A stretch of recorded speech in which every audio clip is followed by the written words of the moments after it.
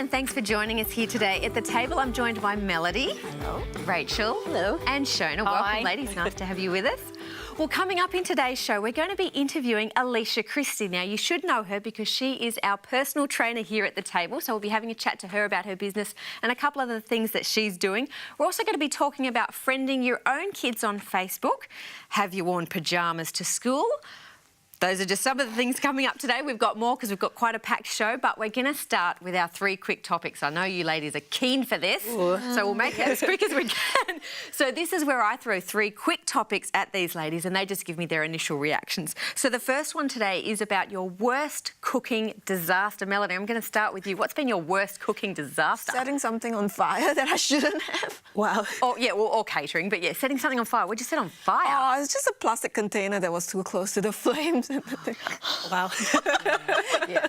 Everyone's safe though? Yes. Rach. I think definitely trying to make cookies. I have a friend who has a daughter who really wanted to learn how to bake, and I followed the recipe exactly, tasted horrible, but because she was so desperate to bake, she told me they tasted delicious. Oh.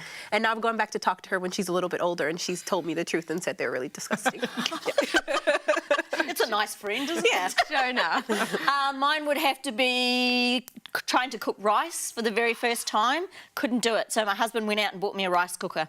Oh, good on him. Didn't want that to happen again. No, not when we eat so much rice.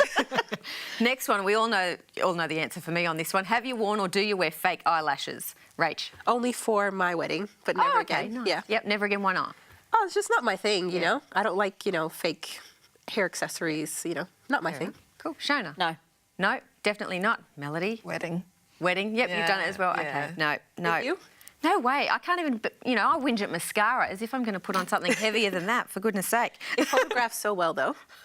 Yeah, I used to tint my eyelashes. I found that better, but anyway, each to their own. Next one, what country would you live in if you couldn't live here in Australia or America? Like, which country would you choose to live in? I love Brazil. Brazil, why? Yeah, the people are so friendly. Like, Yep. from every time I've gone there, everyone's invited me to come back and stay in their house. Oh, nice. Love it. Very friendly. Yeah. Shona? Anywhere. Anywhere. Anywhere. Easy to please. Easy to please. Just out of Australia or New Zealand. Righto. Melody. Can't choose? Yeah, we'll do one country a year. One country a year. Righto. Yeah. Be Finland for me. They seem so progressive and, just out there and happy to try something new and different. That's it for me. Well, we're going to move on. So we're going to move on to the topic of Facebook and social media, and we've spoken about social media a lot in the past. But today we're actually going to talk about friending your own children on Facebook. Now, my kids are really young. I haven't sort of come to that part of our lives yet. So, Shona, I am throwing to you. You've got kids of that age. 13 is the age you're allowed to get an account on Facebook.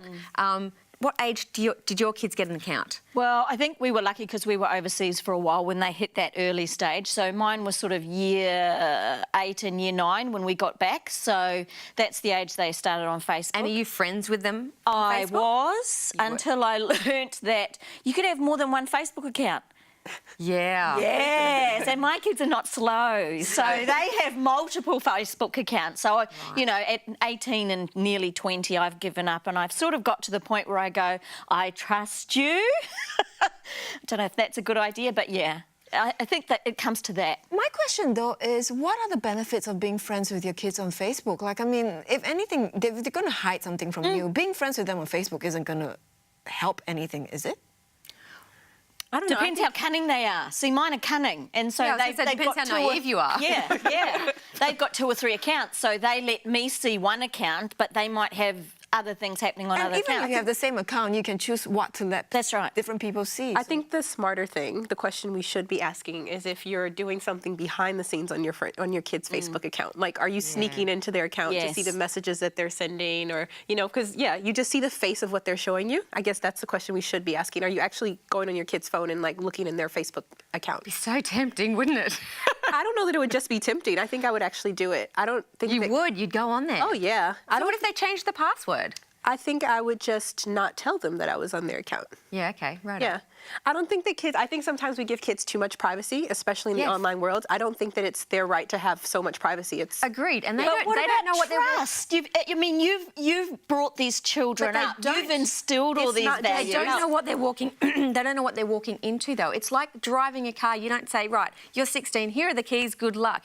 It's a whole world out there that they've got to relearn, and they don't understand that there is a lot of danger on the But you're not internet, and hiding you walk in the, them through it. You're not hiding in the boot of the car every time they drive. That's No, right. you're sitting beside them. But it's that's not right. just You about- guide them through how to But use that's Facebook right. You and should what's be out there. You should be doing it right from the age of your children now. Is instilling those values into them it's not- and building that trust factor up so It's that not just about the values, though. Like, we have a lot of people to be scared of who are, predators, who are trying That's to right. attract our children and talk to them. So I don't think it's just the danger of what the child's going to do. It's the danger of what other people are trying to do with your child. But then your child should come to you and say, "Look, I don't feel comfortable with this person, or Well, I they don't feel should, safe." but They won't always know. They don't always know what's good and bad. So that's what the parent is there for. But I like to think, okay, maybe I'm a bit naive, but I like to think that when Elliot gets to that age, right, that we will be able to talk through it, that I don't have to go around sneaking behind his back, looking at his Facebook account, that I would actually have access to it, and that we would have that kind of relationship that we can actually look and see what he has access to. But We've got to be doing the might be too groundwork naive. now, I reckon. That's on right. That. That's where I feel like I'm at. So I think it's ideal, but I would not put it past myself to do whatever necessary to protect my child. So I'm not going to respect his privacy over his safety. I'm going to think more about Yeah. his safety than his privacy. I'm with you on that one. Well, look, I was going to say each to their Oh, own. we agreed on Please, something. I know for once. We'll stop right there before we go any further. Let us know what you've done with your kids. By all means, jump onto our Facebook page.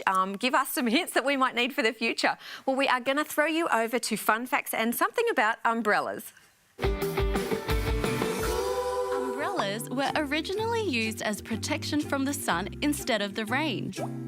The word umbrella comes from the Latin word umbros, which means shade or shadow. They can be traced back to ancient Egypt, where parasols made from palm leaves were used to provide shade for the Egyptian people. Umbrellas were first made waterproof in China. The majority of modern umbrellas are still made there. Originally, they were seen as a female fashion accessory. The first male to publicly carry an umbrella was an Englishman named Jonas Hanway. Thanks to his bold stand, men around the world now carry and use umbrellas. About 33 million umbrellas are sold in the United States each year.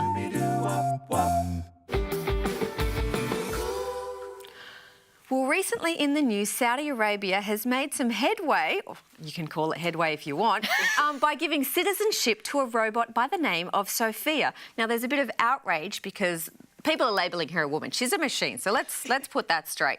But they have given her citizenship and more rights than a lot of females in Saudi Arabia at the moment. Have you heard this one? Yeah, definitely heard about it. I think I was more interested on the tech side of it than Okay. the women's rights side of it. What interested you? Oh, I just think the progression of technology and, how we can sometimes get scared of it, but it's happening anyway, and how we need to kind of embrace and understand what's happening. But we don't have to rush into it, do we? No, definitely not. But I think that the people who have been creating this technology, it's like 30 years in the making. We just happen to see, Sophia now. But, Yeah. those people have been working on it for a long time. So Sophia's like a humanoid. She's sort of got some of those facial features. She was supposed to be modelled on Audrey Hepburn. Yeah. Not sure that I can see that, but she No. does have fine features. But yeah, so she's been giving interviews. But I don't know. Have you seen it, Melody? What do you I think? have. I think it wasn't. What fascinated me was the tech side of thing as well, is that she's answering questions, and it's like, is that all scripted? I Yeah, just- they it's- do. They say they're planned questions at the beginning of each interview that I've seen anyway. Well, some of them are, but I've watched a few other interviews as well, and they've had her interact with another robot as well. So some of it is scripted, but sometimes they've told them to just have free conversation, and they do have little algorithms that go different directions. But it's interesting to hear even the little sayings that she has. She's picked up like the way humans talk, and has all of them. If you watch her facial features, she has the facial features as well of a human. So I'm just waiting for them to become self-aware and for the Terminator to come through. Exactly. Over the world, yeah. Yep. Well, Elon Musk has sort of pointed out that he's the guy who sort of created the Tesla car. But what do you think of her being offered citizenship, being given that? Like a robot, a machine? PR stunt. Exactly. Yeah, that's what I thought too. I'm like, there's got to be a PR stunt. Like, what can it's she do with marketing. it? Yeah. Yeah. But I think it's been a great platform for women in Saudi Arabia to talk about the rights that they have. And, you know, obviously she looks like a woman, so it's a great time for them to be able to talk about their rights and how robots getting more rights than they have. So I think it's great that they're using this as a platform to talk about, you know, them having rights as well. Yeah, well, I guess they need to. They've been lagging behind in that, haven't they, in the area of supporting women? But more women are getting into the workforce and they're going to start driving over there more, so all power to them, all the best, Saudi Arabia. Well, we're actually going to take you now to Gia in the kitchen and she's cooking some salsa.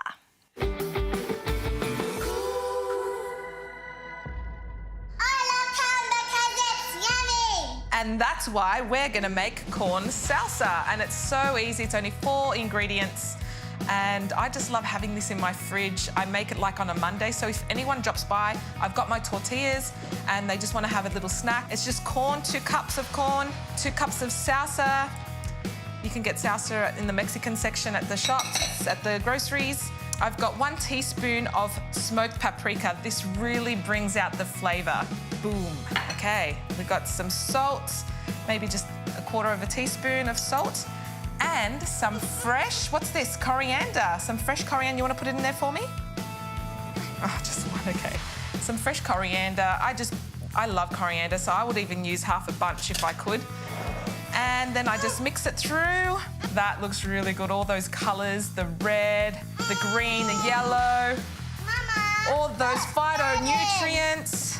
Oh, no! Don't put that in. I want to mix Yuck. No, that's for after. You're going to put it on top. So there we've got it. And I've got a tortilla. And you put your corn salsa on top. And it's ready to devour. your bed. Hi, Reggie. Looks good, Gia.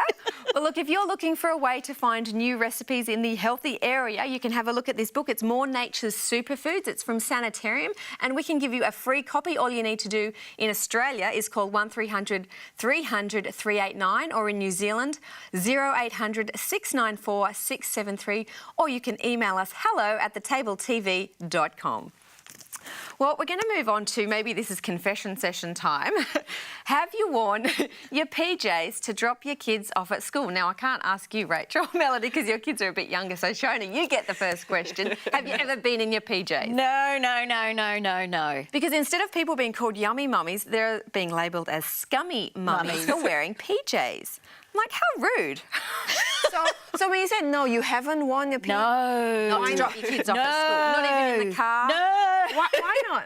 No. Is it shameful or what? Oh, I like to be dressed when I go out of the house. And, you know, with my kids, I was always up sort of 5 o'clock in the morning, so I'm not going to be running around in my pyjamas till, you know, 8:30 So or what do whatever. you think about, because I'm probably going to be that mum with the pyjamas. What do you think? What would you think about me if I did that? I would... Oh, look, I don't know. It's Say up the to truth, you. I can hear it. Tick, tick, tick, tick, tick, tick. But would it bother you if she did? Oh, look, you know, probably not, but I can remember going into some shopping centres where I used to live and I'd see the ladies in their pyjama pants with their Ugg boots on and I'd be going, really?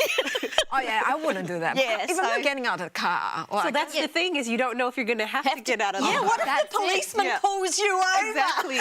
My grandma was a doctor, and she always said, look, never go out in your pyjamas, because sure enough, they'll pull you out of the car, because she drove down the street to drop her husband off somewhere. She's a doctor. Someone knew her, flagged her down. Their baby was turning blue. She had to get out, rushed to the hospital, met everyone she knew there in her jammies. So she's always like, never wear your pyjamas out of the house. Yep. That was the rule. Hold on. Coming back to Melody, she said she got pulled over in her pyjamas. Yeah, I did. I had to get out. I left my license in the boot as well, so I was like, I had to get out of the car. The cop was there with his hand on the gun, waiting for me to open the boot in my pajamas. And how embarrassing was that? Just a little. So you won't be driving to school in your pyjamas? I haven't learned my lesson. I don't think I've ever seen anyone go to school and drop their kids off in pyjamas, not even in the car, but who would care? But you wouldn't know because they're inside the car. Right, so who cares? Who would come up with the name Scummy Mummies? Who's got time for that? I don't know, each to The their own, yummy eh? mummies are saying that. Yeah, maybe. Yeah. Maybe I'm not part of the yummy mummies. Well, let me stick with you scummy mummies all the way. If you have to get to school in your pyjamas to get your kid on time, you do it. Right. We're moving on to another topic. Thank you, Mamma Mia, for bringing us the deep things in life. They've raised the question and written an article about is coffee or going for coffee a date as opposed to a meal or asking someone formally on a date? Is just going, let's go out for coffee, is that a date? Definitely a date, I think. I think it's that ease-in date, you know? Like not too much commitment, just trying to check things out. And if it doesn't go well, you can quickly get out of it. I was talking to my boys about it and they said it's the easy way, like you say, of learning about people. So it's not really official, but it's sort of like, let's chat, let's be really cool about this. And, Is that what cool looks like? yeah. I have actually never been asked formally on a date. So I don't actually know what constitutes a date or not. I just hang out, and then we just... And then Fell in love and got married. And, and had a baby. So you've never gone for a meal that, you know, a guy has paid for? It's never been like, oh, can we go on a date? Like, Well, they didn't say it formally, but it was like still a date, right? I guess I don't really know how to categorize it. Like, it's always to me been, let's just go hang out and then let's just have fun together. Right, so how did you date your husband? Like, did you start with formal meals or dinner? How did he approach it, or did you approach it? No, it was long distance. Right, okay. Yeah, so we weren't able to, you know, have all of that dating stuff. Right, you missed out. But how did you first meet him? We met at a conference. Right. So he had come internationally to a conference. And then it was we met all there. online from there? Yeah, pretty much. Right, Yeah. no worries. I just would think if you don't know someone and they've asked you out for coffee, you would sort of have to assume they're interested in getting to know you. Like, that would just be an assumption, wouldn't it? But also too, and I don't know, this was a secular conversation, but in a Christian conversation, all my boys are hanging out in a crowd. So they're not necessarily all dating everybody, they're just hanging out. So I can see how this works for them. You know, they all go to McDonald's or they all go somewhere and just hang out together as a crowd. And then later on, they'll just, you know, maybe when they're 24 or whatever, they'll split off into to spend small some more groups. one-on-one time together. Yeah. Oh, righto. There you go. I don't know what's going on. Well, I do know that Mandy is coming up and she's going to make us some all-purpose cleaner in her own home. Let's have a look. Some of the worst things to clean in our house can be the oven and those soap scum marks you get on your bathtub. Nobody likes cleaning those two things.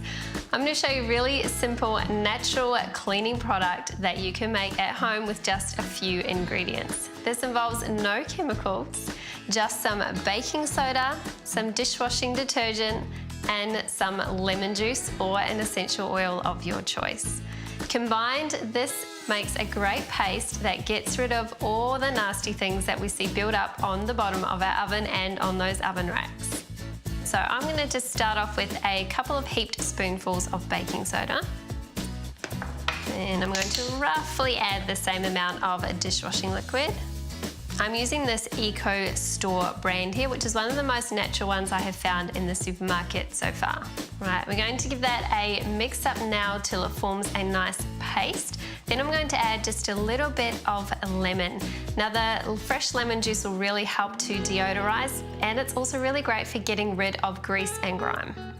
If you don't have fresh lemons on hand, you can just add lemon essential oil or an orange essential oil. All right, that's it. Our cleanser is ready to go. So if you're doing this in your oven, all you need to do is get a damp cloth and spread it evenly around your oven. Take out your oven racks first, and a little tip to you, put a bath towel in the bottom of your bath, put your oven racks in there with a bit of baking soda and white vinegar, and that will also help you to get those nice and clean as well. Let this mixture sit for a little bit in your oven for probably about an hour, and then using a scouring cloth, a gentle scouring cloth and a microfiber cloth, you're going to just get rid of all of those nasty burnt on grease and grime. I hope you enjoyed this cleaning hack. This is a really simple cleanser, and if you give it a go, we would love to hear from you. So you can find us on Facebook at The Table TV Show. Let us know there if you try this and what you think about it. See you next time. Oh, thanks, Mandy. Well, in the studio today, we have Alicia Christie. Now, you should know Alicia because we put up her exercise videos on our Facebook and our website. Alicia, thank you so much for joining us here today Very at the welcome. table. Yeah. It's good to have you here. Now, you've been running your sort of fitness business for how long? Yeah, I'm in my 3rd year officially now. 3rd year. Yeah. So how hard is it? Because there's a lot of mums out there who want to start up a business, and we'll get into what you do more specifically in a minute, but how hard is it to start a business? Yeah, look, it definitely has been probably the hardest thing I've done in my life, but I left a profession to start this business. I was a teacher beforehand, and I just got to the point where that was just sucking the life out of me. And so starting the business, although it's been probably the biggest challenge I've faced, it's been the most rewarding, and I wouldn't swap it for anything. Yeah. What was that transition like for you, going from being a teacher into starting your Yeah, business? it was interesting. I had a lot of doubts about myself. It was actually my husband. He believed in me. He saw something in me and he thought, no, you can absolutely do this. And he really pushed me to do it. He could see that teaching was just, draining my life away, and I didn't have time to sort of pursue the passions that I had. So that transition, it was tough. I mean, not making, going from a salary as well to one income, and really, like, that still is taking time to build. So it is hard, and you really have to have a lot of self-determination and belief, and just sort of not kind of look at your current situation and get all down about it, but just keep the eye on the prize, keep looking forward, and remember, the whole purpose why I got into it, I guess, is because I'm passionate about helping people. And if I keep that as my focus rather than, what's happening to me, then I push forward, and it's okay. So you talk about helping people. Unpack that for us. What does that look like? Yeah, awesome. So for me, I'm really passionate about women's health in particular. And, myself and other friends I know, we're busy, right? Life is just hectic. And something that I've noticed over and over again was that a lot of women and mums particularly just don't take time for themselves. They don't invest in self-care, and their self-worth is actually really quite low. And so I see what I'm doing as so much more than just, here's an exercise program. In fact, that's not how I work anymore. So I did PT, but now I've sort of branched into more holistic health coaching, because it's about changing how you think about yourself more than anything. So, for me, helping someone, I could see someone go from not being able to do push-ups to doing 10 push-ups on their toes, and that's awesome. But what would make me even more stoked and just feel like I'm winning at life is if I saw and helped a lady go from feeling a 4 out of 10 about herself to even an 8 out of 10. Wow, that's awesome. That to me is way more fulfilling. So what does that entail? Like, what else do you actually coach them with? Yeah, sure. So I'm actually trialling at the moment an online program that actually goes through mindset, food and movement. And so the mindset stuff really comes down to just some coaching techniques that I've learnt, but it really comes down to understanding where your worth and value comes from, and not letting it come from what we do or what we succeed or fail at, but rather just who we are, and innately having that internal value and worth that, we're on this planet, there's no other person like you or I. We're here for a reason. I believe that God created us each uniquely, individually, and so, we've got a reason for being here. And so rather than, just thinking we're worthless because we're sucking at being a mum, or my business isn't working, whatever. No, like, if I wake up and just remember before I step into any of my roles, any of my hats, that I'm a 10 out of 10 already, because that's how God sees me, then I can come into that and not be as fazed if things go great or they don't go great, because my values are already determined, if that makes sense. Yeah, it does. And you're so right. Like, when you're a mum, you sort of pour everything out into all these little kids and your family and managing that. You really do forget about yourself, and it's so hard to get off that couch and do something and feel that mental motivation to do it. Yeah. It's really hard, though, because, you're saying that, before I do anything, I think of myself as a 10 out of 10. Now, I like to think that I've got pretty good confidence of myself, but I would never. That's high expectation. It is, right? And sure, we may have days where we don't feel, emotionally like a 10 out of 10, but if we start to just train our brains to start thinking of ourselves not as we are, but as we can be, and through our potential, what we have the potential to become, even if we're not there yet, we're going to move so much more forward and have a better outlook and positive mindset on life, rather than, just being down about everything, you know what I mean? So, yeah, of course, like, I don't feel like a 10 out of 10 every day. In fact, this is a journey I'm on myself, and even just, you know, a few months ago, I was feeling like a 5 to 6 myself, and I've started to just implement some of this daily mindset habit making of replacing those lies or those limiting beliefs with truth about myself, and just starting to actually, you know, put that into practical practice throughout my day when I feel like I've, you know, made a mistake or something, and just trying to remind myself, okay, instead of feeling like, oh, I suck right now, it's okay. There's no such thing as failure, there's only learning. And I love the bits you put up on our Facebook page, because they're like 10 minutes and they're bite-sized, so they're really mentally and physically manageable. Yeah. The fitness industry has sort of gone gangbusters and is growing a lot. Yeah. Why do you think that is? Why is it so popular? Yeah, that's a good question. I think that we're more and more becoming part of a society and a world that is more health focused. I mean, you can see the whole plant-based movement, the vegan movement, that's really taking off. That's becoming cool now. And even, you know, body image, that sort of stuff. I think we're becoming more aware of our environment, of ourselves. And so, you know, you even look at companies now, you know, packaging has gone to greens and natural and all this stuff, because they know that everyone's wanting to be fitter and healthier. And so I guess the fitness industry is just booming, because people are becoming aware that, you know what, like, my health is important, and I do need to be doing something about it. No, Alicia, you talked a bit about not just thinking about our physical bodies, but about thinking holistically. How can someone implement like holistic health in their lives? Yeah, great question. So I think that it really comes down to firstly just going, okay, like, what makes up my life? You know, what makes up my time? I've got relationships, there's financial issues or topics or things that are happening. There's my physical health, my mental and emotional health, and my spiritual health. So, you know, even the World Health Organization has recognized that we're holistic beings, you know, physical, mental, social, emotional, spiritual even. And so I guess it's going, okay, so health in one area doesn't equal health in every area. So I guess it's kind of breaking those areas down and going, how am I going in each of those areas? And then going, okay, what's one thing I can implement to improve in this area? And, you know, life is all about finding balance, but do we ever? I don't know. No, we try. We try. But I think it's just going, okay, well, you know, we can always improve ourselves, and looking at, okay, what can I do in this area, and not getting overwhelmed with it. I think just taking simple, doable steps is the way.